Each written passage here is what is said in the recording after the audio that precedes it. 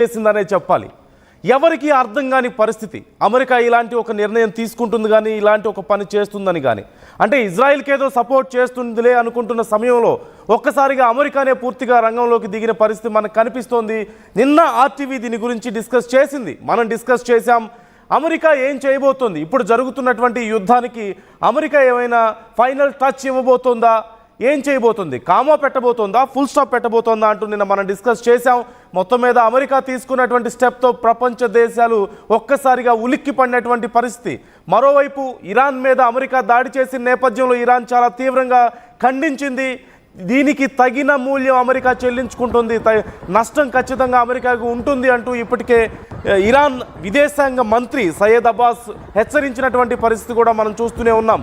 ఇలాంటి ఉద్రిక్త పరిస్థితుల్లో భారత ప్రధాని నరేంద్ర మోదీ ఇప్పటికే ఇరాన్తో మాట్లాడినట్లుగా తెలుస్తోంది. ఇరాన్ ప్రెసిడెంట్ పెజెష్కియాతో ఫోన్లో మోదీ మాట్లాడి శాంతి చర్చలు జరిపితే బాగుంటుంది, మాటలతోనే శాంతి నెలకొల్పుకోవాలి అంటూ సజెస్ట్ చేసినట్లుగా తెలుస్తోంది. ఇక్కడ భారత వైఖరిని కూడా మనం ఖచ్చితంగా అబ్జర్వ్ చేయాలి. సహజంగా ఇండియా అంత తొందరగా ఇతర దేశాలకి సంబంధించిన విషయాల్లో జోక్యం చేసుకునే పరిస్థితి మనం ఎక్కడా చూడం. చివరి పరిస్థితుల్లో ఇక తీవ్రతరం దాల్చబోతున్నాయి, దాటిపోతుందేమో అన్న పరిస్థితుల్లో మాత్రమే ఏ రకమైనటువంటి ఇన్వాల్వ్మెంట్ అయినా సరే ఇండియా నుంచి సహజంగా మనం చూస్తూ ఉంటాం.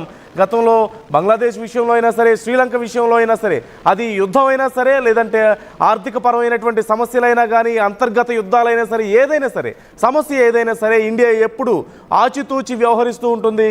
ఇప్పుడు కూడా ఇన్ని రోజుల పాటు ఎప్పుడూ కూడా ఎవరితోనూ ప్రత్యేకంగా ఈ వార్ గురించి ఇన్వాల్వ్ అయ్యి మాట్లాడిన సందర్భాలు లేదు.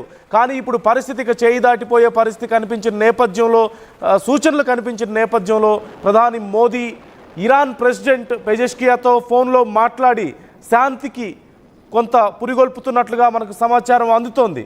మరి మరోవైపు ఇరాన్ రష్యాతో చర్చలకు సిద్ధమవుతున్నట్లుగా తెలుస్తోంది. మాస్కో బయలుదేరుతున్నట్లుగా ఇరాన్ విదేశాంగ మంత్రి మాస్కో బయలుదేరుతున్నట్లుగా కూడా మనకు సమాచారం అందుతున్నటువంటి పరిస్థితి. సో ఈ సమయంలో అసలు ఏం జరగబోతోంది, ఉత్కంఠ కొనసాగుతోంది. ఇరాన్ ఏ నిర్ణయం తీసుకోబోతోంది, దెబ్బతిన్న పులిలా ఇప్పుడు ఇరాన్ ఏం చేయబోతోంది, మాస్కో వెళుతున్న నేపథ్యంలో ఏం చర్చలు జరుపుతారు, అక్కడ ఎలాంటి సపోర్ట్ ఎక్స్పెక్ట్ చేస్తున్నారు అనేది కొంత ఉత్కంఠను కలిగిస్తోంది. మరోవైపు ఇండియా చేస్తున్నటువంటి ఈ శాంతి ప్రయోగాలు మరి ఎంతవరకు ఫలించబోతున్నాయి, ఈ చర్చలు ఎంతవరకు సఫలీకృతం అవుతాయి, వీటిని అసలు ఎంతవరకు ఇరాన్ సీరియస్గా తీసుకుంటుంది అనేది కూడా కొంత చర్చనీయాంశంగానే మారింది. ఈ అంశాలకు సంబంధించి మనతో డిస్కస్ చేయడానికి మా కొలీగ్ సచిన్ మనతో లైవ్లో ఉన్నారు.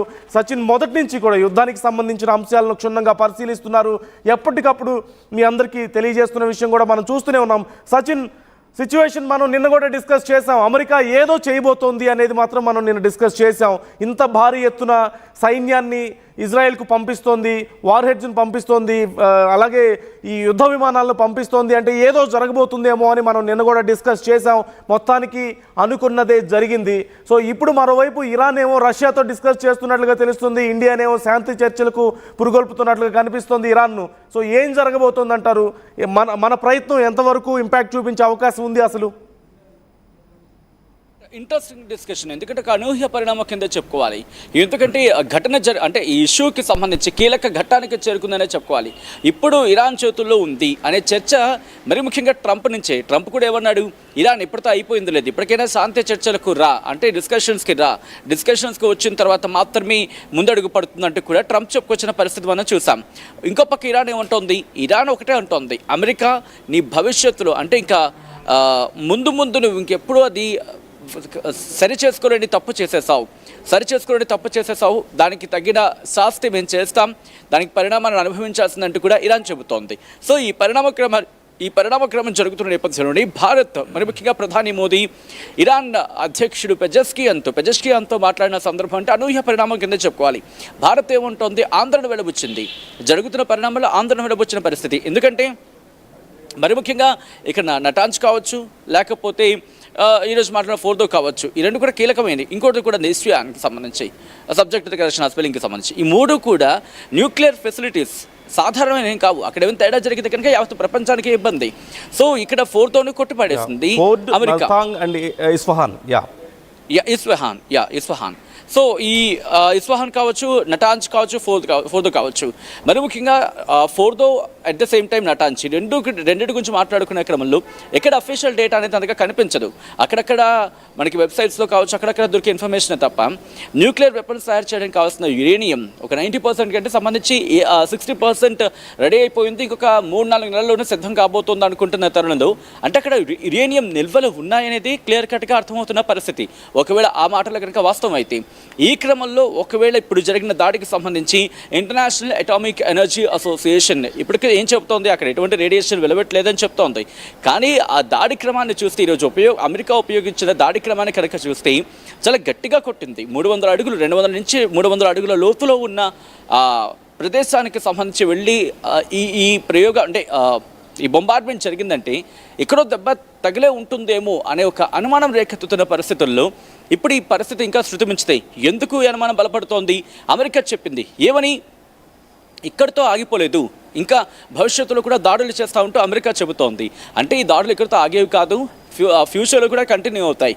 ఎప్పుడు ఇరాన్ కనుక ప్రతి దాడులని చేస్తాయి, ఇంకా ఇరాన్ సరిదిద్దుకోలేని దాడులని అంటే ఇరాన్ ఇంకా జీవితంలో ఎప్పుడూ బాగుపడలేనంతగా ఆ తీవ్రమైన దాడులని చేస్తా ఉంటూ అమెరికా హెచ్చరిస్తోంది. How can we understand American move? ఎందుకంటే దెబ్బ కొట్టి ఒక బలమైన దెబ్బ కొట్టి ఇప్పుడు శాంతి చర్చలకు సమయం ఆసన్నమైంది అంటూ అమెరికా మాట్లాడుతున్నటువంటి పరిస్థితి. ఇరాన్ ఏమో దెబ్బతిన్న పరిస్థితిలో ఉంది కాబట్టి ఏదో ఒకటి చేద్దామన్న తపనతో ఇరాన్ కనిపిస్తుంది. ఇంతకుముందు నేను చెప్పినట్లుగా ఇప్పటికే రష్యాతో కాంటాక్ట్లోకి వెళ్తున్నట్లుగా తెలుస్తోంది. సో అమెరికా మూవ్ని మనం ఎలా అర్థం చేసుకోవాలి? ఒక బలమైన దెబ్బ కొట్టి ఇప్పుడు రండి శాంతి చర్చలకు అని పిలవడాన్ని ఎలా చూడాలి? అంటే అమెరికా స్ట్రాటజీ ఏమై ఉండొచ్చు అనుకోవచ్చు అంటారు? ఇదే ఆందోళనకర పరిస్థితి. అందుకే ఇరాన్కి భారత ప్రధాని నరేంద్ర మోదీ ఫోన్ చేసి ఆందోళన వెలుబుచ్చారు. ఇక్కడ మీరు అంటే ఇజ్రాయెల్ మీరు కూడా కూర్చొని శాంతి చర్చలకు దిగండి, శాంతి చర్చలకు దిగే పక్షంలోనే ఇష్యూ సాల్వ్ అవుతుంది తప్ప మీ ఇద్దరి మీద ఒకరు దాడులు చేసుకుంటూ పోతే కనుక ఇది ప్రపంచానికి ఆందోళనకర పరిస్థితిగా మారే అవకాశం ఉంటుందని చెప్పి భారత్ తన వాదన వినిపించే ప్రయత్నం చేస్తున్నారు, కమ్యూనికేట్ చేసింది. బట్ ఇక్కడ ఇరాన్ ఎలా హ్యాండిల్ చేస్తుంది? ఎందుకంటే Ayatollah Ali Khamenei Iran supreme లీడర్కి సంబంధించి బంకర్లో ఉన్నాడు, ఆయనకి అన్ని కమ్యూనికేషన్స్ కట్ ఆఫ్ అయిపోయాయి అంటూ కూడా ఒక చర్చ జరుగుతోంది. సో ఈ క్రమంలోని బహుశా ఆయనకి అపాయం ఎదురవుతుందో అనుకున్నాడో ఏమో, ఇప్పటికే ముగ్గురిని తన నెక్స్ట్ అంటే తదుపరి అధ్యక్షుడిని ఒక 3 పేర్లు ప్రతిపాదించినట్టుగా తెలుస్తోంది. సో ఇరాన్ కూడా ఎక్కడో భయపడుతోంది, ఆందోళన అయితే ఉంది ఇరాన్లో. బట్ వేరాజ్ ఇక్కడ ఇంట్రెస్టింగ్ ఫ్యాక్టర్ ఏంటంటే రష్యా అడుగుపెట్టడం రష్యా ఇరాన్కి మద్దతుగా బహిరంగంగానే దాదాపుగా మాట్లాడిన పరిస్థితి ఉంది. కాబట్టి ఇప్పుడు ఇరాన్కి సంబంధించి అంటే ఇజ్రాయెల్ విషయంలో అమెరికా ఎటువంటి నిర్ణయం తీసుకుందో, ఇరాన్ విషయంలో రష్యా ఎటువంటి నిర్ణయం తీసుకోబోతుంది అనేది ఇప్పుడు కీలకమైన అంశం. లేదు రష్యాకి సంబంధించి ఆలోచించి అడుగు వేయాలి, రష్యాకి సంబంధించి ఎటువంటి వ్యూహంతో వెళ్తుంది అనేది ఇంట్రెస్టింగ్. ఒకవేళ రష్యా కనుక పూర్తి స్థాయిలో లేదు నువ్వు వెళ్ళు, నీ వెనకాల నేనున్నాను అని చెప్పి అడుగు వేస్తే ఎస్ ఇది అన్డౌటెడ్లీ మనం నిన్న కూడా మాట్లాడుకున్నాం, గంటల వ్యవధిలోనే కాదు నిమిషాల వ్యవధిలోనే ప్రపంచ యుద్ధానికి దారితీసే అవకాశం ఉందని చెప్పి. ఎందుకంటే రష్యాకి సంబంధించి ప్రస్తుతం ఇరాన్ ఆ చర్చ జరుగుతుంది.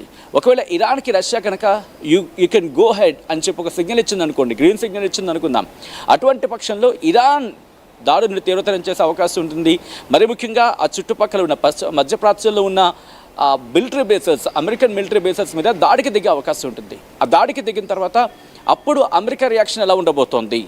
ఇక్కడ నేరుగా ఇరాన్కి సంబంధించి మద్దతు ఇచ్చిన పక్షంలో వెంటనే రష్యా దిగకపోవచ్చు, బట్ గో అహెడ్ అన్నప్పుడు ఇరాన్ కనుక దాడులు చేసిన తర్వాత అప్పుడు అమెరికా ఎటువంటి రియాక్షన్ ఉంటుంది, అమెరికా దాడుల్ని రష్యా ఎలా ఎదుర్కొంటుంది? ఇండియా కూడా ఈ టైంలో సచిన్ మేబీ ఇండియా కూడా ఇదే గమనించి ఉండొచ్చేమో, పరిస్థితులు చేయి దాటిపోతున్నాయని. అంటే అమెరికా డైరెక్ట్గా దాడులకు దిగిన తరుణంలో ఇరాన్కి ఇక తప్పని పరిస్థితి, డైరెక్ట్గా అమెరికాతో యుద్ధం చేయగలిగే శక్తి ఇరాన్కి లేదు కాబట్టి రష్యా దగ్గరికి వెళ్తుంది. ఒకవేళ కనుక రష్యా సపోర్ట్ కనుక ఇరాన్కి దొరికితే అంటే రష్యా ఇప్పటి వరకు పెద్దగా ఈ విషయంలో ఘాటుగా స్పందించింది ఏం లేదు. ఇరు దేశాలు కూర్చొని మాట్లాడుకోండి, శాంతి ముఖ్యం అని చెప్పి రష్యా కూడా మాట్లాడుతూనే ఉంది, శాంతి చర్చలకు మేము కూడా సహకరిస్తామని మాట్లాడుతూ ఉంది. కానీ ఎప్పుడు కూడా మేము ఆయుధాలు ఇస్తామని చెప్పి మాట్లాడినటువంటి పరిస్థితి కానీ సపోర్ట్ ఇస్తామని కానీ డైరెక్ట్గా చెప్పలేదు. కానీ ఇప్పుడున్న పరిస్థితుల్లో ఇన్ కేస్ ఇరాన్ కనుక రష్యా సపోర్ట్ని పొందగలిగే పరిస్థితి ఉందంటే ఇక వార్ చాలా తీవ్రతరమయ్యే అవకాశం ఉంటుంది. ఎందుకంటే ఒక పక్క అమెరికా డైరెక్ట్గా దిగింది, మరోవైపు రష్యా ఇన్వాల్వ్ అయిందంటే ఇక కంట్రోల్ చేయలేని స్థాయికి వెళ్ళిపోతుంది అన్నటువంటి భయం ఉన్న నేపథ్యంలోనే ఖచ్చితంగా ఇండియా ఈ విషయంలో ఇక శాంతి చర్చలకు పురుగొల్పుతున్నటువంటి పరిస్థితి మనకు కనిపిస్తుంది. బట్ ఇక్కడ అమెరికాతో మాట్లాడకుండా సహజంగా అవునన్నా కాదన్నా ప్రపంచ దేశాలన్నిటి ముందు అమెరికా బిల్డప్ ఎప్పుడు ఇండియా మాకు చాలా మంచి friend, Modi is very close friend of mine అని చెప్పి ట్రంప్ మాట్లాడుతూ ఉంటారు. చాలా విషయాల్లో మనం కూడా అలాగే వ్యవహరిస్తున్నాం. కానీ అమెరికాకు ఫోన్ చేసి మాట్లాడకుండా ఇప్పుడున్న పరిస్థితులు నిజంగా అమెరికా తెలుసుకుంటే ఆగిపోతుంది యుద్ధం, ఏదైనా చేయగలుగుతుంది అమెరికా ఇప్పుడు. కానీ అమెరికాతో మాట్లాడకుండా ఇండియా ఇరాన్కి కాల్ చేయడానికి కారణం ఏమై ఉండొచ్చు అంటారు? అంటే like how can we understand India's plan ఈ విషయంలో? రైట్, అదే అంటే ఏ కమ్యూనికేషన్ జరిగింది? ఎందుకంటే మనం చూస్తూ ఉంటాం మరి ముఖ్యంగా జియో పాలిటిక్స్లో ఒక దేశ అధ్యక్షుడితో మరొక దేశానికి సంబంధించిన ప్రధాని మాట్లాడినా, లేకపోతే ఆ దేశాధినేతల మధ్య జరిగిన సంభాషణకు సంబంధించి ఆ క్రక్స్ ఆఫ్ ద సబ్జెక్ట్ మాత్రమే బయటకు వస్తుంది. ఇన్ డీటెయిల్గా మనకు తెలియకపోవచ్చు.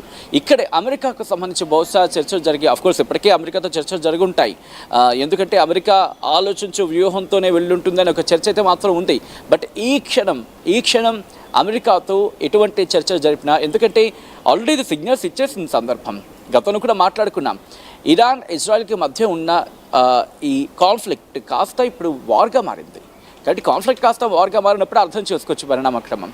ఇక్కడ ఈ ఈ ట్రయాంగిల్ దాడిలో కీలకమైన మాట వినిపిస్తుంది ఏంటి? డీల్.